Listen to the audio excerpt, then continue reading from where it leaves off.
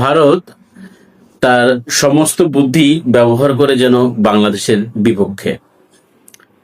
যেমন আমি যদি বলি, হাসিনা চলে যাওয়ার পর থেকে তারা বিভিন্নভাবে বাংলাদেশকে প্রতিহত করার চেষ্টা করছে, ব্যবসায়িকভাবে, অর্থনৈতিকভাবে, কিন্তু কোনোভাবেই কিন্তু পরাস্ত করতে পারেনি। তারা নিজেরাই কিন্তু পরাস্ত হয়েছে।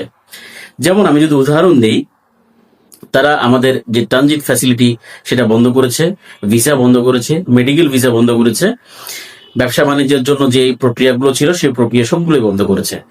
সেটা ভেবেছে যে তাদের বাংলাদেশকে কোনোভাবেই পরাস্ত করা যায় কিনা, কিন্তু বাংলাদেশ যে স্বাবলম্বী বাংলাদেশ হয়েছে সেটা তারা ভুলে গেছে বা বুঝতে ভুল করেছে।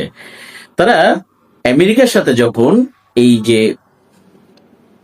ট্যারিফ যুদ্ধে হেরে গেছে, 50% ইম্পোজ হয়েছে, তারা এখন বাণিজ্য করতে কিছুটা হিমশিম খাচ্ছে।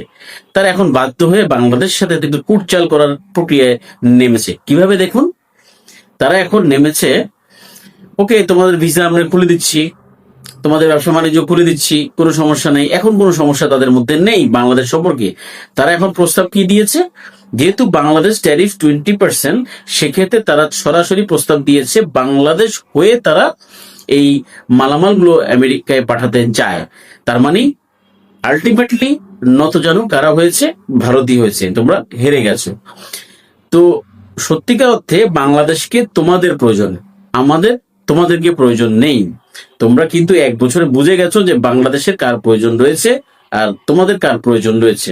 তোমরা বাধ্য, আমাদের কিভাবে চেষ্টা করেছো, আমাদের কোনো ক্ষতিই তোমরা করতে পারোনি, বরঞ্চ তোমরা বাধ্য হয়েছো ভিসা ছাড়তে, কারণ তোমাদের দেশের বিজনেসটা সমস্যায় পড়েছে। এটাই হচ্ছে বাস্তবতা। ভারতকে বাস্তবতা মানতে হবে।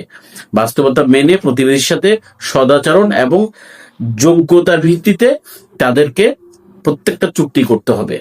সেই দাদাগিরি, লোক বসিয়ে রেখে, হাসিনার মতো লোক বসিয়ে রেখে এই বাস্তবতা, এই রাজনীতি আর হবে না। যেটা করার হয়ে গেছে। বাংলাদেশের উপর দিয়ে এখন বিজনেস করতে চাচ্ছ, সুবিধা নিতে চাচ্ছ, এত সহজ সবকিছু।